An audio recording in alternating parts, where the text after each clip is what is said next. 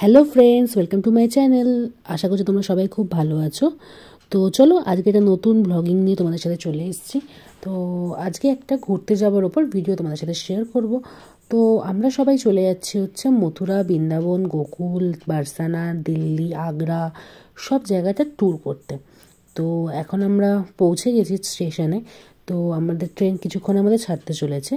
তো চলো এবার যাওয়া যাক এবং তোমাদের সাথে সম্পূর্ণ শেয়ার করা যাক। ঠিক 5টা নাগাদ করে আমরা পৌঁছে গেছিলাম হাওড়াতে, কারণ আমাদের হাওড়া থেকে 5টা 45-এ ছিল চম্বল এক্সপ্রেস, যেটা আমাদের মথুরা জংশনে পৌঁছাবে। তো চলো মথুরা জংশনে পৌঁছানো যাক, তারপর তোমাদের সাথে কথা বলবো।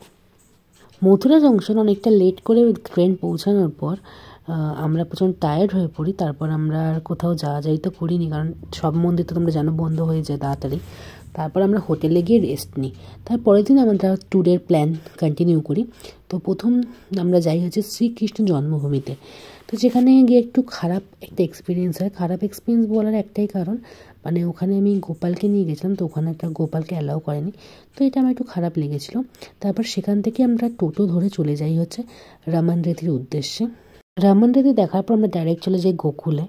তো অনেক কিছু প্ল্যানিং করেই আমরা মথুরা, বৃন্দাবন, গোকুলের ট্যুরটা করেছিলাম, বাট একটু ফ্রড তো আমাদের সাথেও হয়েছিল। যাই হোক, সেটা নিয়ে পরে নিয়ে তোমাদের সাথে আলোচনা করবো। রবনরেতিতে গিয়ে এই মন্দিরটা প্রথমে দর্শন হলো। তো এই মন্দিরের ভেতরে ছিল শিব ঠাকুর। তো প্রথমে আমরা শিবের দর্শন করলাম। তারপর তার পাশে আরেকটা মন্দির ছিল যেখানে গণেশ ছিল, লক্ষ্মী ছিল, এবং তার পাশে আরেকটা মন্দির ছিল যেখানে ছিল হচ্ছে এই নবগ্রহ।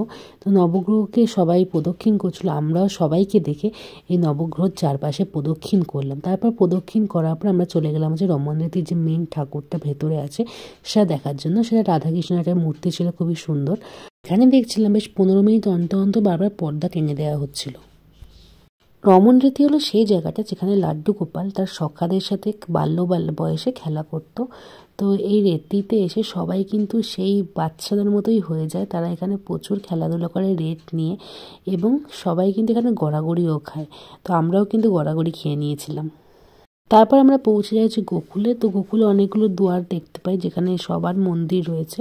তো এটা হচ্ছে সেই মেন দুয়ার যেখানে হচ্ছে গোপালের যে সোনার দোলনাটা রয়েছে, অর্থাৎ গোপালকে বাসুদেব যে দোলনার মধ্যে শুয়ে দিয়ে গেছিলো, এখানে তোমরা সেই দোলনাটা দেখতে পাবে। তো দেখতেই পাচ্ছ এখানে সব মূর্তি খুব সুন্দরভাবে মানে বেশ দেখাচ্ছে যে মাখন চুরি করছে। তারপর বাল্যকালের যে নানা রকম জিনিসপত্র সেগুলো মূর্তির সাহায্যে সুন্দর ফুটিয়ে তোলা হয়েছে। আর এই সেই হচ্ছে সোনার দোলনা, যেটা গোকুলে এখনও রয়েছে, তোমরা দেখতে পাবে গেলে। তো মথুরা, বৃন্দাবন প্ল্যান করলে গোকুলটা কিন্তু একদমই মিস করো না, তার সাথে বারসানাটাও কিন্তু তোমরা একদমই মিস করো না। আরেকটা যেটা বলার ছিল, তো গোকুলের লোকজন খুব একটা ভালো না, তাই খুবই সতর্কভাবে তোমাদের যেতে হবে, কারণ এদের টাকা পয়সা সব কিছুতে যাওয়া যাওয়ার ব্যাপার থাকে। তো সেই নিয়ে বিস্তারিত নয় পরে একদিন আলোচনা করবো। তো আজকের মতো এইটুকুই।